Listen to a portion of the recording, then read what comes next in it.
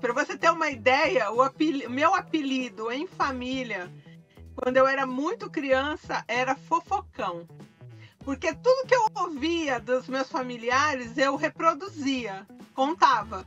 Porque muita coisa, às vezes, as pessoas ouvem rádio hoje na internet, né? Mas eu gosto do rádio. Tanto que as pessoas se identificam muito com as histórias que eu conto, porque eu gosto de pegar a história que acontece na vida de todo mundo, né? Está começando Vozes da Vez, com Fabiane Pereira. Oferecimento Natura Musical. Nos encontramos na música. Déia Freitas na Nova Brasil. Eu não estou acreditando, Déia Freitas. Eu amo! Meu sonho é estar em rádio, você sabe, né? Eu sei, e por isso que eu fui insistente, viu? Você pode me dar uma medalhinha de insistente. Verdade. Olha, tem o quê? Quanto tempo que a gente está falando, né? A primeira vez que eu entrei em contato com você foi em abril de 2023. Nossa, gente! Faz tempo. Faz tempo. Mas, Déia, eu quis muito te trazer aqui porque o Não Inviabilize é o podcast mais ouvido do Brasil. Um dos, mas é o meu, certamente, o que eu mais ouço, junto com o Mano a Mano. Eu fico ali... Eu ouço 3 podcasts muito. Não Inviabilize, Mano a Mano e Angu de Grilo. São os 3 que eu mais ouço. Então, eu tô muito feliz de te trazer aqui. Sei do tamanho da sua audiência, mas queria te dizer que a gente está na Nova Brasil e o rádio chega a 83% dos domicílios brasileiros. E eu acho muito importante que uma pessoa com seu sucesso na podosfera tenha tanto apreço pelo rádio. E eu queria que você começasse falando sobre isso. Como é que o rádio entrou na sua vida? Bom, o rádio entrou na minha vida, acho que desde quando eu era criança. Minha mãe, ela só ouvia rádio. A gente tinha TV, lógico, mas ela amava rádio, e aí eu ouvia Eli Correia, ouvia Paulo Barbosa com ela, programas de histórias, ouvia Gil Gomes, tipo, o cara detalhando o esquartejamento de corpo no rádio, e a minha mãe nem aí, assim, eu ouvia junto com ela. Então eu sempre gostei muito de ouvir rádio. Assim, eu não sinto falta de TV, nada, mas eu sinto falta do rádio. Tem muita coisa, às vezes as pessoas ouvem rádio hoje na internet, né? Mas eu gosto do rádio. Eu tô achando que a sua mãe é irmã da minha. Porque eu costumo dizer que a minha casa em Volta Redonda, onde a minha mãe mora, é esquizofrenia radiofônica. A copa tem uma emissora sintonizada, a cozinha tem outra, o quarto tem outra. E você disse que a sua mãe gostava de ouvir o Gil Gomes, a minha também. E ouvia Gil Gomes como se fosse Turma da Mônica, sabe? Com as crianças todas perto. Turma da Mônica. Eu lembro de perguntar para ela, por exemplo, o que é esquartejar? E ela explicando quando você corta a pessoa em pedacinho. Então, assim... Criança dos anos 70, anos 80, né? Totalmente. E deixa eu te falar uma coisa. Nessa época, você já era contadora de história? De alguma maneira, você já reunia seus amiguinhos ali para contar?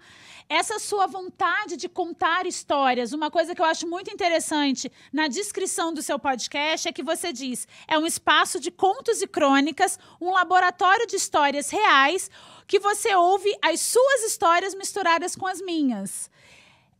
Quando é que nasceu isso? Para você ter uma ideia, meu apelido em família, quando eu era muito criança, era Fofocão. Porque tudo que eu ouvia dos meus familiares, eu reproduzia, contava.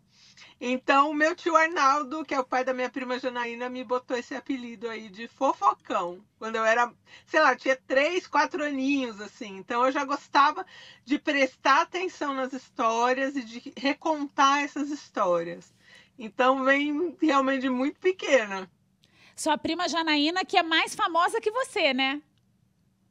Muito mais famosa que eu, verdade.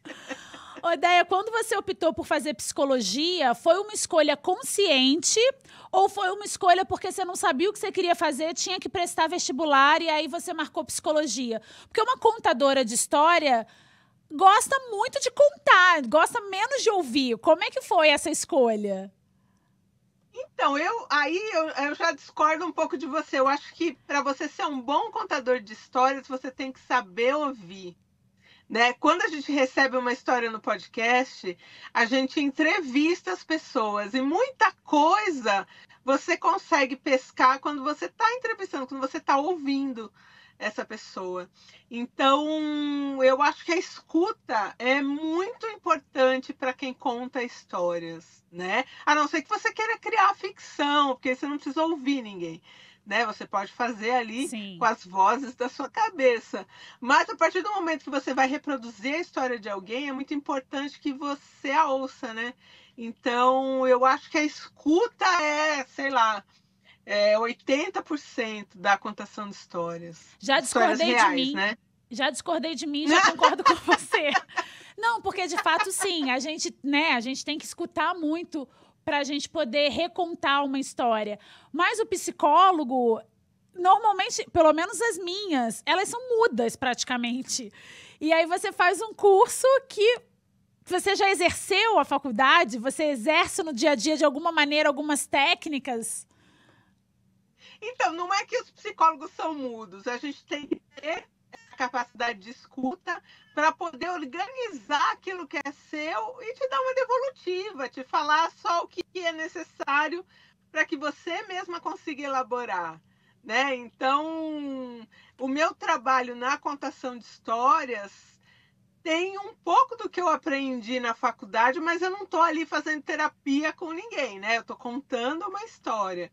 Mas tanto em uma profissão quanto na outra, a escuta realmente é fundamental.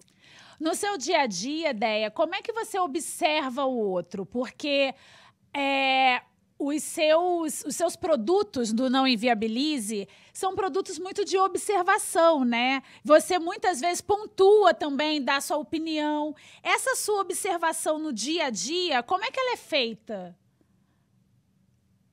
Você diz nas histórias que eu recebo ou na dia... minha vida no geral? No dia a dia mesmo, na vida no geral, porque a gente mistura as coisas. Quantas coisas eu vejo no dia a dia que eu acabo colocando no meu trabalho, né? Então, assim, essa sua observação do cotidiano. Então, eu sou como observadora do mundo, da vida, eu sou uma narradora. Eu gosto muito do dia a dia, do básico do ser humano. Então, por exemplo, aqui na rua, passa uma idosinha que vai todo dia às 7 da manhã comprar pão na padaria. Então, tem dia que ela tá mais arrumadinha, tá com uma blusa florida bonitinha, tem dia que tá mais baixa, tem dia que ela tá tristonha. Então, eu gosto muito de captar o cotidiano das pessoas. Mas eu sou, por exemplo, uma pessoa muito avessa a fofocas. A Janaína, minha prima aqui, o que acontece na rua, ela sabe. Ela gosta de uma fofoca. Eu já gosto de observar o ser humano, assim, a coisa do básico. Quanto mais básica a história, quanto mais comum, tanto que as pessoas se identificam muito com as histórias que eu conto, porque eu gosto de pegar a história que acontece na vida de todo mundo, né? Se você for olhar o podcast, 90% do que eu conto ali é o que acontece na vida de todo mundo. Uma traição, uma puxada de tapete, um vizinho que briga com o vizinho, enfim. Então eu gosto muito disso, tanto na minha vida, né, do dia a dia, quanto nas histórias, escolher as histórias, eu gosto muito do cotidiano, assim, da vida mundana mesmo, das pessoas. Déia, quando que surgiu para você o start de você fazer um podcast a partir do outro, da história dos outros? Porque assim, eu quero fazer um podcast. Eu acho que hoje 11 a cada 10 pessoas querem fazer um podcast. Mas normalmente as pessoas fazem podcast sobre entrevistas, né, um mote que é bastante recorrente, ou sobre alguns assuntos específicos, política, esporte. O Não Inviabilize, e aí eu vou falar do Picolé de Limão, do Luz Acesa, do Amor nas Redes, é tudo a partir da vida do outro. Essa ideia de falar da vida do outro através do formato podcast, quando que ela caiu para você? Quando que ela nasceu para você?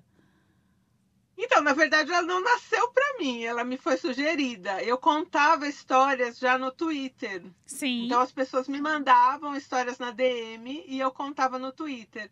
Aí, uma amiga minha, Priscila Armani, que me via contando histórias no Twitter e já era ali da podosfera, né? Ela é uma podcaster. Ela me falou, Déia, você tem que ter um podcast. E eu sou muito tímida. E aí eu falei, imagina, Jamais. Primeiro que eu não sabia, eu não tinha o hábito de ouvir podcast, eu nem sabia direito o que era o podcast, né? Pouca coisa do que eu conhecia era podcast de entrevistas e o podcast Mamilos, que é onde eu comecei a fazer roteiro. Eu fui Sim. roteirista do Mamilos, Sim. né? Então eu não conseguia saber como é que eu ia conseguir fazer aquilo, porque assim, o Mamilos ele tem uma estrutura maravilhosa, as meninas são maravilhosas. Eu falei, meu Deus, não tem como, né? E aí a Priscila falou, não, você pode fazer exatamente o que você está fazendo no Twitter, no podcast, porque o podcast é um formato muito democrático, né? Isso é muito legal do podcast. Qualquer um pode fazer, tendo um celular e um acesso à internet e subir um podcast. Então, eu gosto muito disso do podcast também, essa facilidade de acesso, né? para você produzir, né?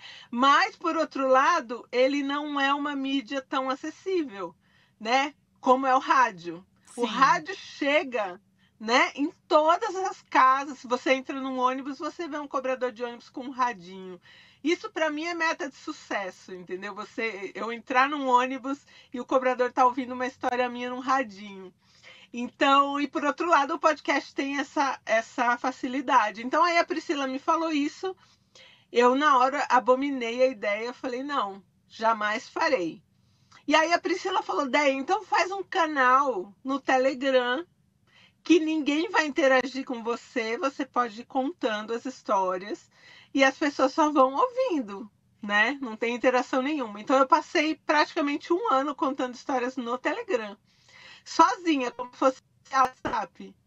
E aí, no primeiro dia que eu abri o canal do Telegram, que eu postei no Twitter, já tinha 1.000 pessoas, assim, em minutos. Aí eu fiquei muito assustada e passei um tempo com o canal aberto sem postar nada.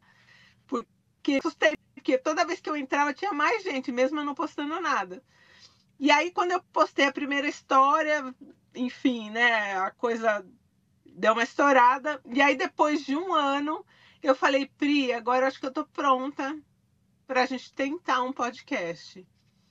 E aí eu comecei o podcast no dia 7 de fevereiro de 2020, e aí veio a pandemia em março. Então Pois foi é. logo assim, né? Primeira Foi uma pergunta. loucura. O Telegram hoje está com quantos mil seguidores? Quando eu acompanhei a última vez era 70. Acho que é 75 mil, 72 mil, não sei. Mais de 70 mil. É uma coisa louca. E você acha que a pandemia, o fato de estarmos em casa, o fato também do nosso contato com o mundo ser só através das redes sociais, você acha que isso ajudou também o seu podcast a se popularizar? Então, eu acho que não sei, porque assim, todo mundo produziu mais na pandemia, né?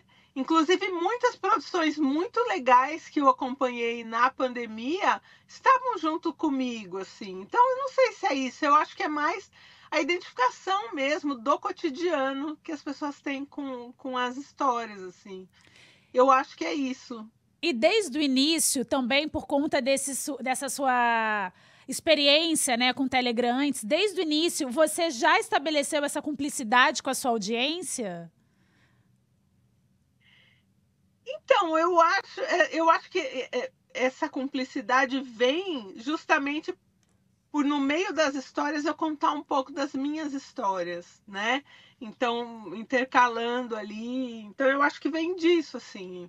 As pessoas se sentem mais próximas, eu acho, né?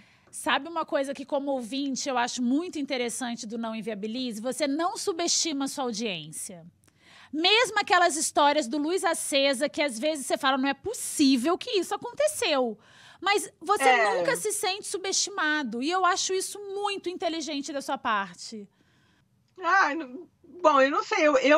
Tem muita gente que fala assim, Déia, como que você checa as histórias? A gente conversa com as pessoas, a gente checa o que dá para checar. Claro. Né? Então, quando às vezes a gente conversa com a pessoa e a gente vê que, sei lá, será que ela tá... Porque tem algumas coisas que eu não sei como explicar. Acho que eu, como psicóloga, talvez saiba um pouquinho mais, assim... Porque tem história que a gente deixa de contar, que a gente fala, bom, eu acho que isso não sei. Tô com um pouco de dúvida, não vou contar. Mas a nossa checagem vai mais mesmo, tirando as histórias quando homens me escrevem que foram traídos, que aí eu gosto de checar as redes sociais das mulheres para ver se elas não sofreram nenhuma violência, se não tem nenhum post, nada. Fora isso, eu acredito muito no que as pessoas me contam, em como as pessoas se abrem para mim, né? Então, não tem por que eu fazer um trabalho onde eu vou subestimar minha audiência ou até duvidar do que as pessoas estão me falando, né? Então eu acho importante que a gente faça essa entrevista, mas é mais no sentido de captar a essência daquela história, né?